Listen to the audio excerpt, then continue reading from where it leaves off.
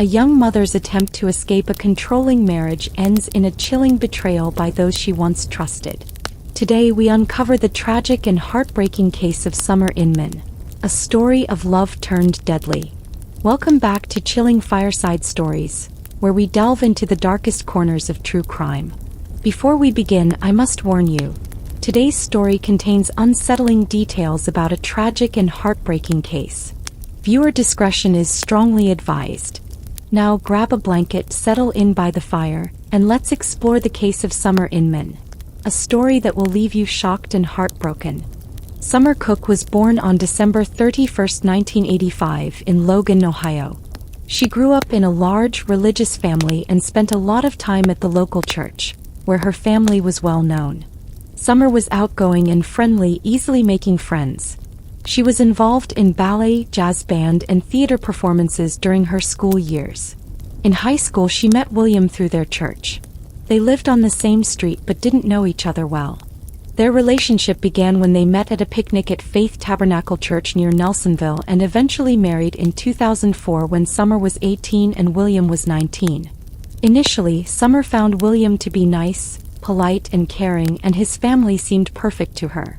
William's father, who was a pastor, also ran a construction business, and the whole family moved to Florida for a construction contract until 2008 before relocating to Logan.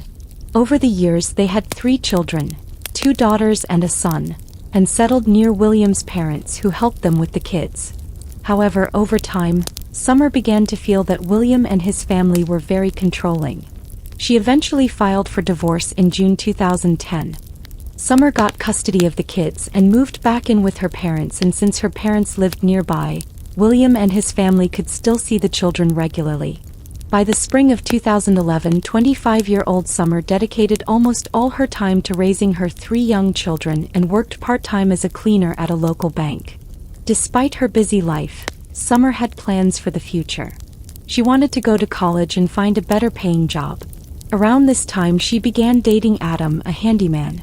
On the evening of March 22nd, Summer went to her night shift at the bank, scheduled to end around 11:20 p.m. She sent some messages to Adam but suddenly stopped responding during their conversation. At first, Adam thought she was busy or running late at work, but later, when she didn't answer his calls, he grew concerned and walked over to the bank to check on her. When Adam arrived, he noticed that his car, which Summer had been using, was still parked outside, even though her shift had ended half an hour earlier. This was unusual since Summer always left work on time. He went to the back door of the bank and saw her iPod, car keys, and phone battery lying on the ground behind a dumpster. This seemed highly suspicious, so Adam immediately called her parents. Summer's parents confirmed she hadn't returned home and rushed to the bank. After verifying that the items belonged to her, they called the police. To their surprise, they weren't the first ones to contact the authorities. Half an hour earlier, 2 women jogging past the bank had witnessed 2 people in black ski masks forcing a woman into a car. The woman struggled and tried to escape but couldn't. Another witness tried to help but was pepper-sprayed by a woman who then drove off with the kidnappers and their victim. The joggers ran to the nearby police station and reported what they had seen, but the officers were skeptical, thinking the women had made it up. Despite the witnesses' pleas, the officers said they were busy with traffic stops and didn't investigate. The joggers then went to one of their houses, got a car, and drove back to the bank. 20 minutes later, to their surprise, there still wasn't a single police officer at the scene, so they decided to stay and wait.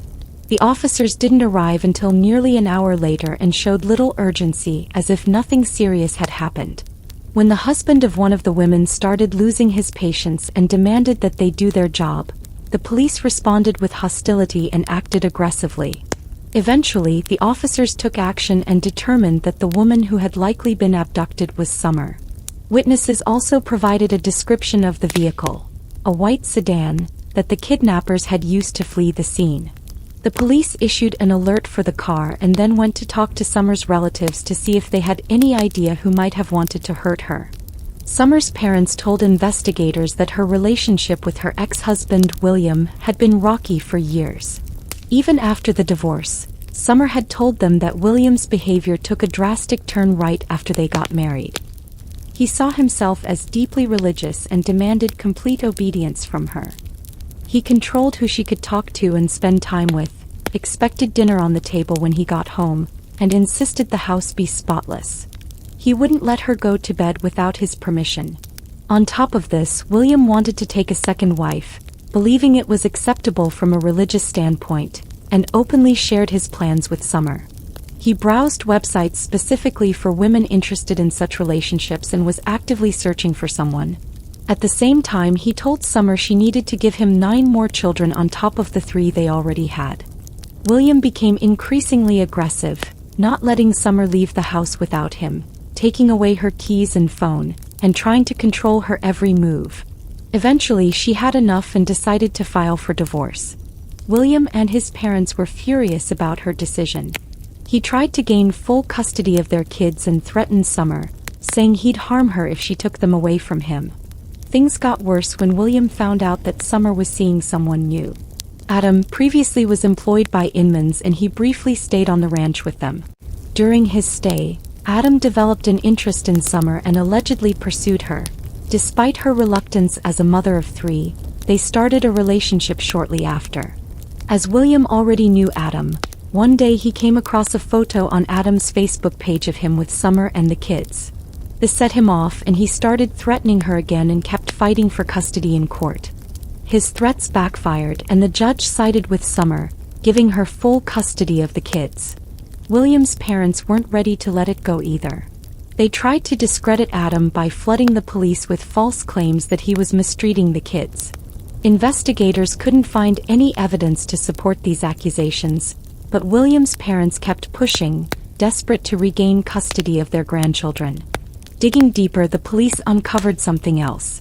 About a year earlier, William's father had started his own church and launched a non-profit organization aimed at helping the homeless. His plans sounded noble. He wanted to build affordable housing for these people. To fund the construction, he began selling lottery tickets and managed to raise several $100,000. However, no houses were ever built and none of the people who bought tickets got their money back. William's father never explained what happened to the money. Around the same time, he lost his license as a priest, adding to the questions surrounding him. Just months before Summer disappeared, the family faced another blow. They lost their home and were evicted. While the family was still living in their old house, Summer went there to collect the rest of her belongings.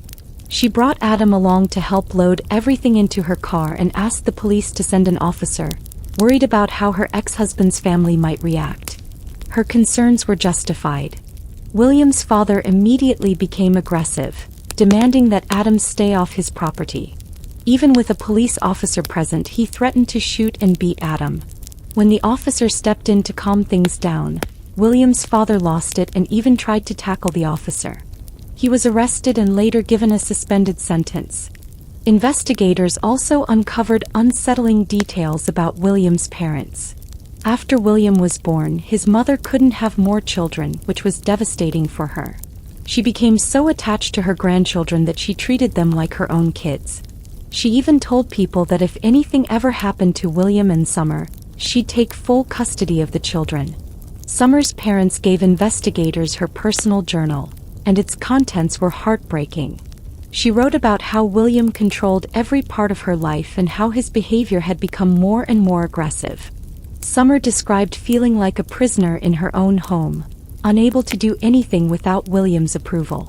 The constant pressure weighed heavily on her, making her feel like she was living in a nightmare. After gathering all this information, the police decided to visit William and his parents, who lived in the same house. They also discovered the family owned a car matching the model and color described by witnesses. Investigators arrived the day after Summer's disappearance. William claimed that he and his parents had been in Cleveland that night, about 3 hours away, looking at houses. He added that their car broke down during the trip, forcing them to spend the night there. His parents backed up his story. William also claimed he hadn't seen his ex-wife in days, not since he dropped off the kids. The police got a search warrant for the house and car, hoping to find something to disprove his alibi. During the search, investigators found a GPS device. Extracting the data, they noticed something odd. The device had been turned off at 5:30 p.m. on the day of Summer's abduction and wasn't turned back on until 7:30 a.m. the next morning. The last recorded location before it was turned off was Logan, not Cleveland. The GPS showed that the family arrived at a car wash at 7:30 a.m. the next morning. The police obtained CCTV footage showing all three of them carefully cleaning the car inside and out and even changing the tires.